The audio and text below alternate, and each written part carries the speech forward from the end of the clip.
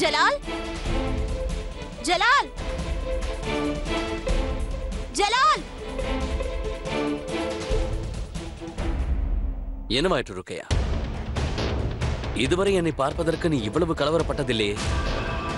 நான் அறைக்குள் வருவதற்குள் நீ இவ்வளவு அவசரப்படுகிறாயே. இதற்கு முன்னே அந்தப்புற வேலைகளில் ஈடுபட்டிருக்கும் போது உனக்காக நானும் பலமுறை காத்திருந்தேன் அல்லவா?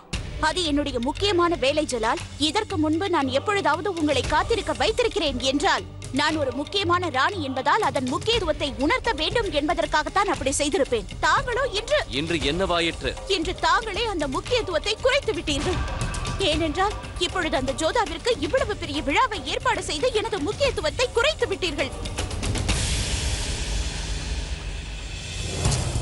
எங்கேயோ தேயும் வாடை எனக்கு மீண்டும் வருகிறது ருக்கையா. நான் இதற்கு முன்பே உங்களிடம் கூறிவிட்டேன் ஜலால், எனக்கு எதை பற்றியும் கவலை இல்லை என்று. அத்தோடு உங்களை இழந்து விடுவேன் என்ற பயம் எனக்கு இல்லை.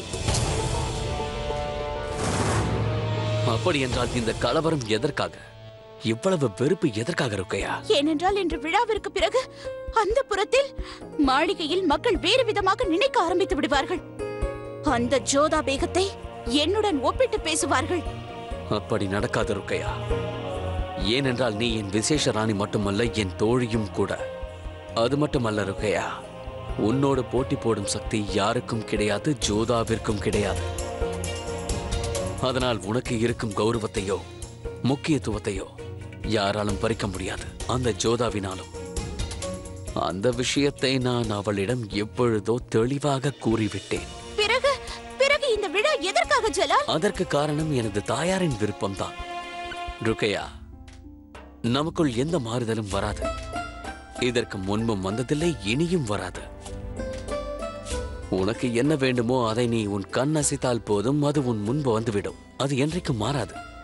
உனக்கு எப்போது கோபம் வந்தாலும் அதை போக்குவதற்காக நான் உன் முன் அடுத்த நொடியே வந்து நிற்பேன். அது மட்டுமல்ல, உனக்கு இதே போல் இந்த குலாபி சர்பத்தை நான் என் கையால் தருவேன். இந்தா, இதை குடி. குடி குடி குடி, சீக்கிரம் குடி.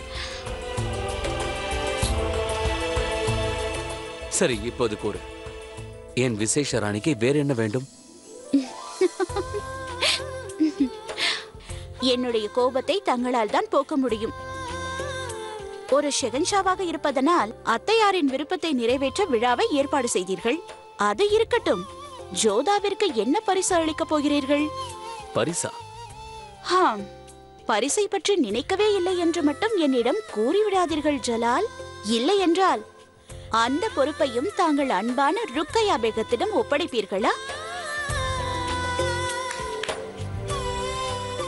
எனது நகைகளை எடுத்து வா, சீக்கிரம் செல். அந்த பரிசு ஷெகன்ஷாவின் அந்தஸ்திற்கு ஏற்றதாக இருக்க வேண்டும் அல்லவா? ருக்கையா, உன்னுடைய இந்த சுபாவம் தான் என்னை மிகவும் கவர்கிறது. எனது அன்பு ராணிக்கு எப்பொழுது என்ன செய்ய வேண்டும் என்பது நன்றாகவே தெரியும்.